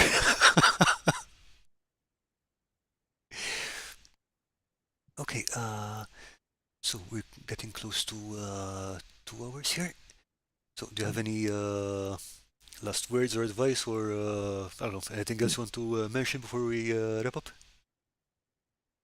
No, I'll think of it again. I'll think of it once the stream ends. But no, it did really. Thank you for having me on, and I love the community that kind of gathers around these streams and your Discord. It's really quite lovely. It's one of the things I've found has been so lovely about re-entering this hobby, but doing it specifically in the internet age, is Yeah, discovering, there's a decent number of, because nerds will nerd, right? And there's a decent amount of the well, actually, that's not what Noel does. I mean, that's not Knowles or nothing like that. You get um, a decent amount of that, but there's also just some genuinely supportive, helpful, you know, lovely people involved, and you've got oh yeah, definitely. a great community that gathers on the Discord and these live chats of people who share their stuff. They're and willing to share their stuff because, right, a lot of times you're crafting and you go, I like it, but I will never show it to anyone. And so it's nice. It's really cool. It's really cool. Yeah, I mean, anytime you want to join us on any of the Discord hangouts or whatever, we usually meet on Dungeon Matrons Discord on Wednesdays and Saturdays. So yeah, you might want to drop in there. Cool. I may show up, and a lot of it for me ends up being predicated on time, which is why I like Oh yeah, I'm a for sure. regular at the Dungeon Delver because he starts around bedtime for my kids, so they're in and I can come and pay attention. But It's convenient. um, And yeah, Dungeon Delver is also a really, really interesting channel. yeah, I still have to go through a bit through his content because I think I caught him when the whole OGL thing was starting, so it was very focused on that. But yes, no, yeah, and it wasn't like that before, and it won't be going forward. It was his channel blew up when the OGL thing happened. He was around the size I am now, a little bit bigger, I think, when it first happened, and just overnight, well, within over a week, within about a week, he doubled his subscriber base because he was on top of talking about it, releasing information, and mhm. giving a I mean, he definitely has his opinion. It's not, he doesn't hide it or at all, but giving a relatively clean introduction to the material and then ranting about it. But first giving the sort of this is what's going on. He'd read through it. And so you could trust that he wasn't winding you up about things, Oh right? yeah, for sure. No, I mean Um, the his delivery was very clean. Let's put it that way. yeah. Yeah. And So I mean, for a lot of things, he's been there for it. Like he's written, he was worked on modules with Gary Gygax. It was he's been there for a lot of the history. So and he's a cool guy too. He's really good at this. He's really good at what I'm not good at, which is speaking off the cuff. Just why my videos are edited and his yeah, aren't. you did good. It was a lot of fun talking to you. It's been fun talking to you. Well, the beauty of this is that you're quite good at asking a question and just letting me ramble for an hour or two. Yeah, that's what I do. It's like I'm excellent at being lazy. I just let you do the talking.